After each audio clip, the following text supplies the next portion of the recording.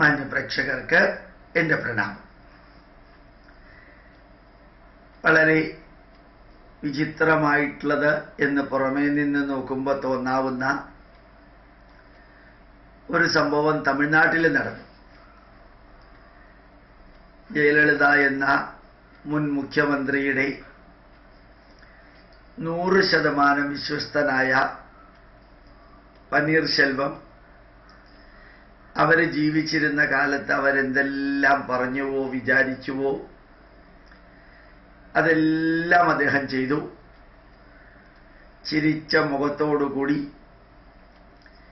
അല്പസ്വല്പം വിമർശനങ്ങൾ ഉണ്ടെങ്കിലും ജയലളിതയ്ക്ക് വേണ്ടി ചെയ്തു എന്നുള്ള ആ രീതിയെ ജനങ്ങൾ സ്വീകരിച്ചു. ജയലളിത മരിച്ചു. ഇദ്ദേഹം മുഖ്യമന്ത്രിയായി അർദ്ധരാത്രിക്ക്. വളരെ ചുരുങ്ങിയ കാലം കൊണ്ട് കഴിവുള്ളൊരു മുഖ്യമന്ത്രിയാണെന്ന് തമിഴ്നാട്ടിലെ ജനത 2-3 ഇഷ്യൂ ഇതിനിടയ്ക്ക് നടന്നപ്പോൾ അതെല്ലാം ഭംഗിയായിട്ട് കൈകാര്യം ചെയ്തു. ഞാൻ ചെന്നൈയിൽ ചെന്ന് ഒരാഴ്ച താമസിച്ച് പ്രോഗ്രാമിൽ പങ്കെടുത്തപ്പോഴും പനീർശെൽവത്തെക്കുറിച്ച് നല്ല അഭിപ്രായങ്ങളും പത്രങ്ങളും മാധ്യമങ്ങളും ശരിക്ക് ചങ്കൂറ്റവും കഴിവുമുള്ള ഒരു മുഖ്യമന്ത്രിയാണെന്ന് പ്രഖ്യാപിക്കുന്ന ലെവൽ വരെ എത്തി. എഡിറ്റോറിയൽ വരെ എഴുതി. ഏറ്റവും നല്ലതായിട്ട് തോന്നിയത് തമിഴ്നാടിൻ്റെ സ്വതസിദ്ധമായിട്ടുള്ള ഒരു ശൈലിയുണ്ട്. തമിഴ്നാടിൻ്റെ വളർച്ചയ്ക്ക് ഭരണപക്ഷവും പ്രതിപക്ഷവും ഒരുമിച്ച് പ്രവർത്തിക്കും. കേന്ദ്രത്തിൽ നിന്ന് ലഭിക്കാവുന്ന എല്ലാ സൗകര്യങ്ങളും തമിഴ്നാടിന് ലഭിക്കാൻ വേണ്ടി പ്രവർത്തിക്കും. ഇവിടെ കേരളത്തിലേതുപോലെയല്ല. 20 പ്രതിപക്ഷ MP-മാരെ അങ്ങോട്ടയച്ച് 20 കേരളത്തിനെതിരെയും കേന്ദ്രം ഭരിക്കുന്നവർക്കെതിരെയും പറഞ്ഞ് കിട്ടുന്നത് കൂടി ഇല്ലാതെയാക്കാം. കിട്ടിയതിൻ്റെ കാൽഭാഗം പോലും ചെലവാക്കാതിരിക്കുക. അങ്ങനെ ചെയ്യുന്നൊരു സംഭവമല്ല തമിഴ്നാട്ടിൽ. അങ്ങനെയുള്ള തമിഴ്നാട്ടിൽ പനീർശെൽവത്തെ മാറ്റി ശശികല അമ്മച്ചി അധികാരമേൽക്കുന്നു. യഥാർത്ഥത്തിൽ ആ സംഭവത്തെക്കുറിച്ച് പത്രമാധ്യമങ്ങളിൽ വന്നത് മനോരമയിൽ സ്റ്റാലിൻ്റെ അഭിപ്രായം ഉണ്ടായിരുന്നു. DMK നേതാവിൻ്റെ അഭിപ്രായം.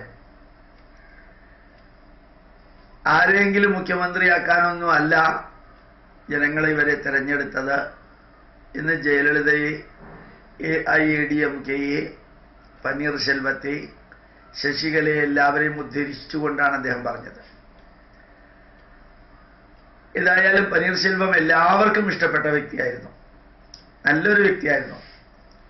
പാർട്ടിയുടെ നന്മയ്ക്ക് വേണ്ടിയിട്ടാണെങ്കിലും നന്മയ്ക്ക് വേണ്ടിയിട്ടാണ് അപസ്വരങ്ങളൊന്നും ഉണ്ടാക്കാതെ അദ്ദേഹം സ്ഥാനമൊഴിഞ്ഞത്. ഒരു മനസ്സൂക്ഷിപ്പുകാരി എന്നുള്ളതിൽ കവിഞ്ഞ് ഭരണത്തിൽ വലിയ പാഠമൊന്നും ഇല്ലാത്ത സ്ത്രീ മുകളിൽ കയറി അവരിനി എന്തെല്ലാം കാട്ടിക്കൂട്ടുവോ എന്നുള്ളത് ദൈവത്തിനറിയാം. ഇത് യൂട്യൂബിലൂടെ ഒരു വിഷയമാക്കാൻ കാരണം നന്മ നിറഞ്ഞ ഒരു ഭരണത്തെ മാറ്റി ഭരണത്തിൽ തീരെ പരിചയമില്ലാത്തവർ കയറി അത് ജനങ്ങളിൽ ഒരു തരത്തിലുള്ള സന്തോഷത്തിൻ്റെ വികാരവും ഉണ്ടാക്കാതെ അവശേഷിക്കുമ്പോൾ ഭാരതത്തിൻ്റെ അവിഭാജ്യ ഘടകവും കേരളത്തിൻ്റെ ഏറ്റവും അടുത്ത സംസ്ഥാനം എന്നുള്ള രീതിയിലും തമിഴ്നാട്ടിലെ ജനത നല്ല ഭരണാധികാരികൾക്ക് വേണ്ടി ജീവൻ ത്യജിക്കാൻ തയ്യാറാവുന്ന ഒരു ജനതയുടെ തലയിൽ ഒരു സ്ത്രീ അവരുടെ ജീവിതത്തിൻ്റെ അവസാന ഭാഗം തന്നെ ജയലളിതയുടെ മരണവുമായി ബന്ധപ്പെട്ട കുറേ സംശയങ്ങളുമായിട്ട് കൂടിച്ചേരുന്നുണ്ട്. അങ്ങനെയുള്ളതെല്ലാം നിലനിൽക്കെ സ്വയം കസേരയിലിരുന്ന് വളരെ അടുക്കും ചിട്ടയോടും പോയിക്കൊണ്ടിരുന്ന ഒരു സംസ്ഥാനം ഒരുപക്ഷെ മുഖ്യമന്ത്രിയുടെ ഉരുക്കുമുഷ്ടിയുടെ കീഴിൽ അങ്ങനെ സംഭവിച്ചതായിരിക്കാം.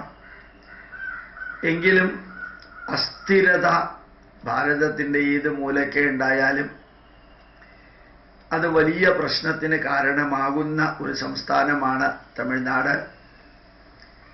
അത് മുല്ലപ്പെരിയാർ അണക്കെട്ടിലെ വെള്ളത്തെക്കുറിച്ചായാലും കാവേരി നദിയിലെ വെള്ളത്തെക്കുറിച്ചായാലും ലോറി ട്രാൻസ്പോർട്ടേഷനുമായിട്ട് ബന്ധപ്പെട്ട കാര്യത്തെക്കുറിച്ചായാലും എല്ലാം വികാരത്തിൻ്റെ പുറത്ത് പ്രതികരിക്കുന്ന ഒരു ജനതയ്ക്ക് ഒരു പ്രത്യേക മുഖ്യമന്ത്രി കൂടി ഉണ്ടായാൽ അവരുടെ നന്മകളും തിന്മകളും ഏത് രീതിയിലായിരിക്കും ഭാവിയിൽ അവിടുത്തെ ജനതയ്ക്കും ചുറ്റുപാടുമുള്ള ജനതയ്ക്കുമെല്ലാം ബാധിക്കുന്നത് എന്നുകൂടി ചിന്തിച്ച് വിശകലനം ചെയ്യാൻ സാധിക്കുന്നു. എന്തെങ്കിലും ചെയ്യാൻ പറ്റുമോ ഇല്ലയോ എന്നല്ല, എന്നും നമ്മുടെ രാഷ്ട്രത്തിലും നമ്മുടെ ഓരോ സംസ്ഥാനത്തിലും നന്മകൾ ഉണ്ടാവണം.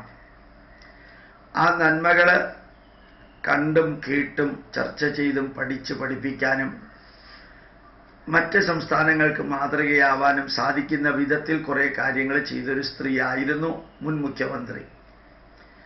അതവർക്ക് കുറേ വോട്ട് ഉണ്ടാക്കി കൊടുത്തു എങ്കിലും ആദ്യകാലങ്ങളിൽ ഉണ്ടായിരുന്ന അപ്രീസിയേഷനൊന്നും പിന്നീട് ഉണ്ടായിരുന്നില്ല. ആദ്യകാലത്ത് DMK-യിലെ 1 or 2 പ്രതിപക്ഷ മെമ്പേഴ്സേ ഉണ്ടായിരുന്നുള്ളൂ. ഇപ്പൊ ഇടയ്ക്കൊന്ന് ഇളകി ADMK-യുടെ ഒരു ചെറിയ വിഭാഗം DMK-യുടെ കൂട്ടത്തിൽ പോയാൽ ശശികലയും വീഴും, എല്ലാവരും വീഴും. അതുകൊണ്ട് പഴയ നല്ല മുഖ്യമന്ത്രിയുടെ sharing, caring and curing method ഇവരെ സ്വീകരിക്കുമോ ഇല്ലയോ അറിഞ്ഞുകൂടാ. എന്തായാലും നന്മകൾ നമ്മുടെ രാഷ്ട്രത്തിൽ ഉണ്ടാവണം.